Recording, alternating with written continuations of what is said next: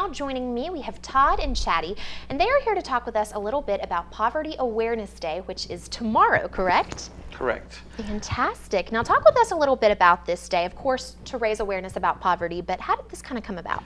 Well, the Children's Council and Circles of the High Country, which Chatty is the coordinator, got together to plan this to raise awareness about the state of the child. So this is the first ever Poverty Awareness Day, State of the Child, to focus on the many children that live in poverty in the High Country. Okay, now any statistics that you can give us on that? How many of our children are in poverty? Well, in Watauga County, 29% of our entire population is in poverty. Okay. That's third in the state. Wow. So that's something that we should not aspire to. Absolutely. To be third in the state of poverty. And the surrounding counties, it's hovering around the 20%. Okay. And when it comes to kids with single parent households, their percentage of poverty is much higher. It's closer to 35%. Okay. Wow. So talk with us a little bit about tomorrow and some of the ways that tomorrow is hopefully going to help and kind of prevent some of this. Well, we're going to start in the morning with a poverty simulation. Okay. And this is basically, we cut a month into 15-minute weeks, and we give each of the participants a scenario of a family in poverty. These are the bills you have to pay. This is the job you have to go to. Oh, by the way, you don't have a car, so you have to figure out transportation. And they go through this whole simulation of how do I make ends meet and how do I get things together. And it really just kind of opened your eyes to, I didn't realize it was this hard to just get by. A lot of times at the end of the simulation, the coordinator will ask, okay, so how many of you bought groceries this month? And so somebody will say, oh, I didn't think about that. I didn't have time. Didn't cross my mind, yeah. And so you've starved your entire family. And then we're going to move into a panel discussion. And this is we're going to have people looking at the mental health of children in poverty, physical health of children in poverty. Todd's going to be there to talk about homelessness in children. And these people that have become experts in this field and they work with our kids every day will kind of enlighten us to what's the situation and where do we go from here. And finally, just as kind of, instead of saying, well, we've got a huge problem, so good luck, we're going to move into a Bridges Out of Poverty training, which is, Bridges is a research-based school of thought that says there is a way out, and it's by building relationships and by really acknowledging the people that are in poverty and letting them solve the problem, saying, what is the problem? How can we help you build the bridge to solve that and to move forward? And so it's going to be a big day with, we're focused on the solution. We want people to see this is a problem, this is serious. Now what are you going to do about it? Exactly. Okay, so recognizing the problem and then how can we all kind of attack this together, it sounds like. Yes, and anyone is welcome to attend, and if you don't have to come for the full day. If you just want to come for the poverty simulation or the panel discussion or the Bridges Out of Poverty training, you can come to any or all of those if you wish. Okay. And if you want to come, online registration is closed since it is tomorrow, but you can just email Chatty at chatty@hospice.org, CHATTY @hospice.org, and she'll get you registered. Right, sounds great. I know one thing that I'll let you in a little secret, what I'm going to be talking about tomorrow in the panel discussion is something right now that we can do as a county that we're not doing is feed our children in the summer. Right. And the United States Department of Agriculture sets aside almost $6,000 a day for Watauga County, specifically for Watauga County. Wow. Currently, our county is only using $184 a day. Okay. So we need to feed our children. Absolutely. And so we're trying to put pressure on the Board of Education and the administration because it's their job. The money's sitting there and we're not doing anything about it. And if we can't feed our own children, every county that touches us is doing it. Right. Caldwell, Wilkes, Ashe, Avery, they're all doing the summer feeding program, but we're not. So that's something that's a real passion for me. The western part of the county, they have somewhere between 65 and 70% free or reduced lunch. That's where the most poverty is. That's where we don't have a food bank in our county. So those children eat, on average, less than one time a day in the summer. That's amazing. It's something that so many of us take for granted. We just go in the kitchen and grab something or go pick something up. But talk with us a little bit about how that does impact a child to be hungry and to not have access to the food they should. Well, number one, it slows their development and their growth. And study after study after study has shown that if you want a child to learn, you have to feed a child. Right. If you want a child to grow, they need to be fed healthily. And it is a shame on our county that we're letting money sit there instead of feeding our children in the summer. Right. It's something that has to stop. So you can tell I'm a little passionate about it, so I'm going to talk about that tomorrow. It sounds like it's going to be a great thing that you're going to talk about. And kind of talk with us a little bit about the difference in the summer versus when kids are in school and lunch is right there, and kind of what is the summer like for some of these kids? Well, we have roughly 4,000 kids enrolled in school in Watauga County. Over 1,000 of those are on free or reduced lunch, with the heaviest burden being in the western part of the county.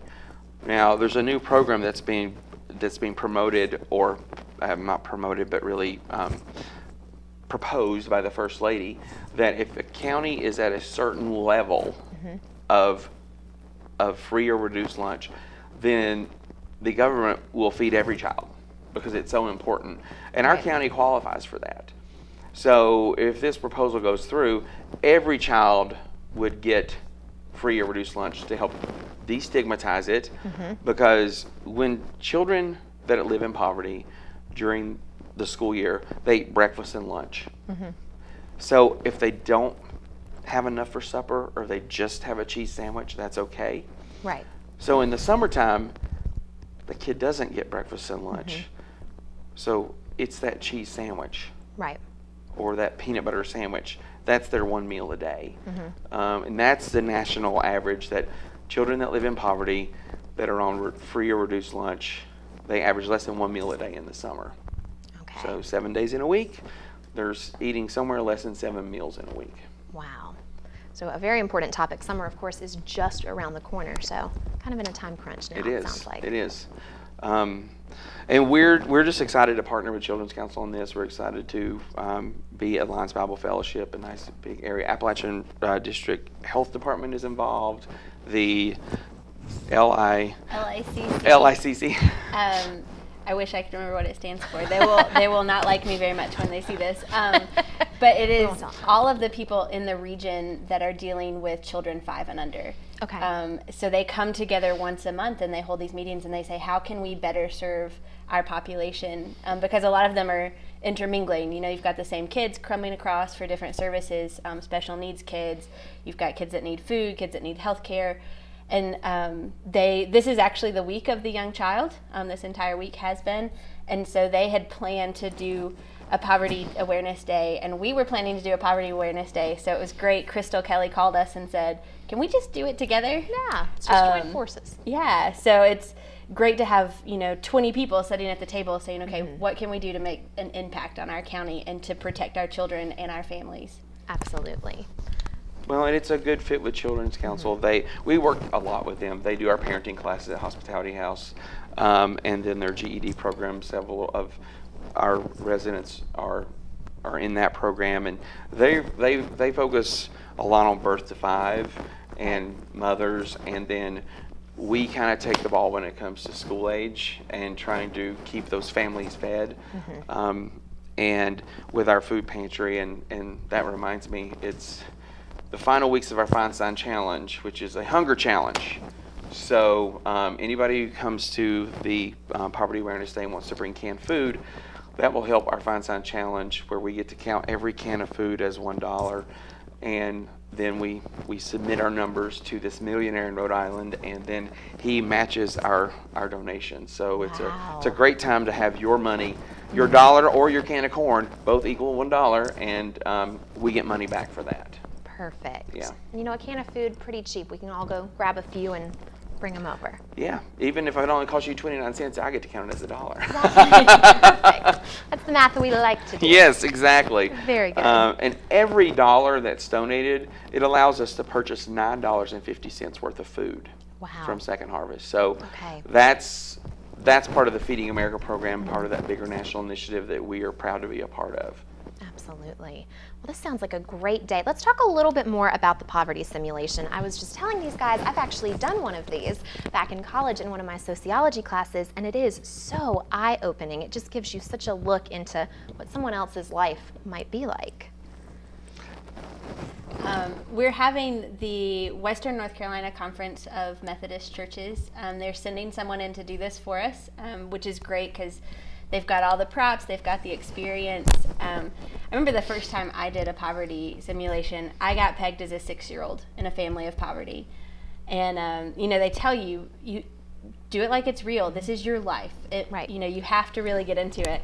And so I started thinking actually of the hospitality house and what our 6-year-olds are like. And I was like, well, I got sent to school, but my mom hadn't filled out the registration forms. So if I'm a 6-year-old and my mom just dropped me off and drove off, what am I going to do?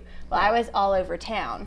And I just remember it was actually eye-opening to me because so often I'm so frustrated with these kids. Mm-hmm. I'm like, well, goodness, if your mom had so much to do and you had all this freedom, why wouldn't you just go crazy? Right. But then I remember sitting down with the people who, you know, were acting as my parents at the end when we were debriefing, and they're like, it's just too much. Mm-hmm. It's too much to have to figure out how I'm going to get here and what to do when they put an eviction notice on my chair. And right. It really is, you come away from it saying, even though I had a job, technically I was being paid, I couldn't make it happen. I couldn't make right.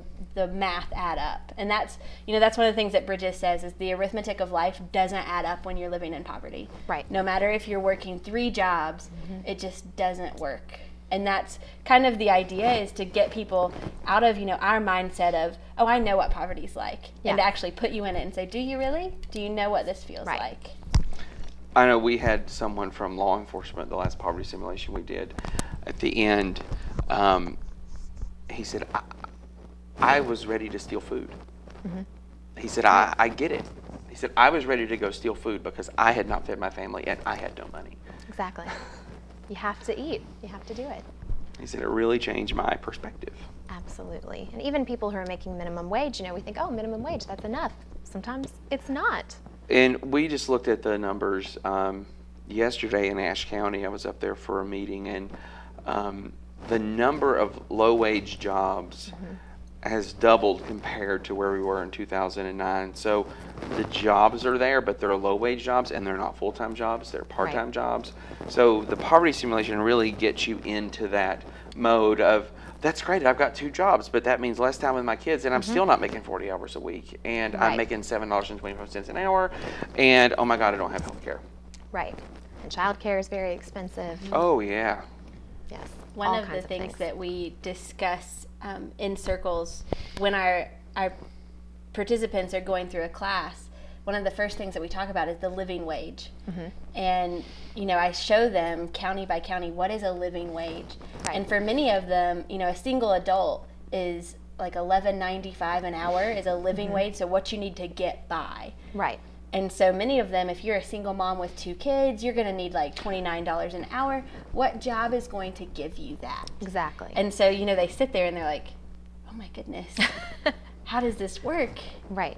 And the idea is to change that perspective. Like you said, it's all about changing this perspective of the community, because mm-hmm. if the community around you recognizes what's going on and what it takes for you to just live your life, right, then they start to change things to try to make it easier for you. I don't make $29 an hour. Do you make $29 an hour? I mean, and I don't have kids, so right. But still, if you $29 an hour is what you have to have if you're a single parent with 2 kids, it is daunting. Mm-hmm. Absolutely. Absolutely. Well, talk with us a little bit about the Bridges Out of Poverty segment tomorrow and exactly how that's going to work. So Bridges is, first, it's a book by Ruby Payne. She is a doctor who has studied poverty extensively, and she's traveled the world trying to tell people, like, we're not looking at this correctly. Right. We've got all these organizations that are trying to rescue people in poverty, and somehow we're not doing it. So mm-hmm. obviously we're doing something wrong.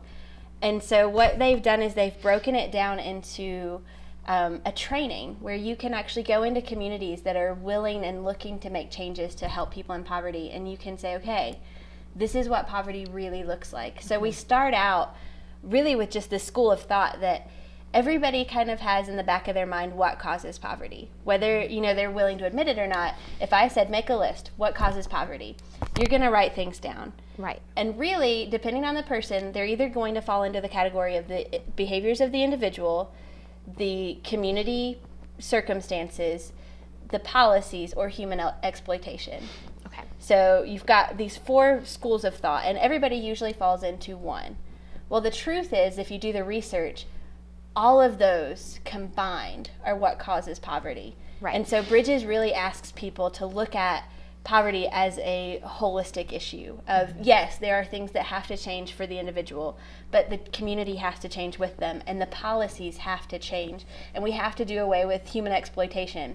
Yes, that means slavery and trafficking, but it also means the jobs that you're paying less than minimum wage to do, or the fact that I'm cutting you off at 35 hours so that I don't have to pay your health insurance, or the pawn shops that we let spring up to take advantage of people and to take money from them.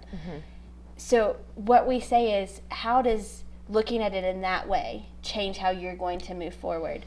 We do models of what does a day in the life of someone in poverty look like, what do they have to deal with, and what does the life of a middle class person look like?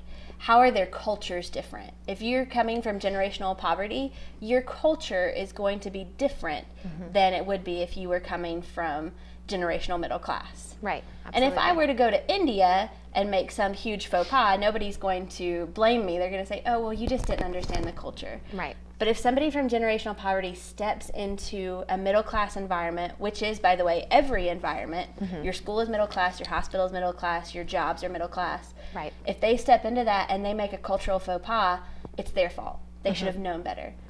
We don't realize that's a cultural difference. Right. And that's a great so point. Bridges talks about those cultural differences and how can we bridge the gap between those. And one of my favorite quotes from Bridges is that no significant change comes without significant relationship. And so that's what Bridges is all about. It's what Circles is all about. How can we build a relationship between everyone in our community, not just the agencies and the people that need them. Getting rid of that line that kind of divides. Well, this sounds like a fantastic day. Now, remind us one more time how people can get involved at this point. Well, you can email Chatty at chatty@hospice.org, and she will get you registered. And please, we have space left. The more people that participate in a poverty simulation, the more impact it has. And I encourage you, if you are a parent of a child, if you are a concerned community citizen, if you are a minister or a really active in your church, there are going to be some really tangible things that you can do to affect change right here in your own community.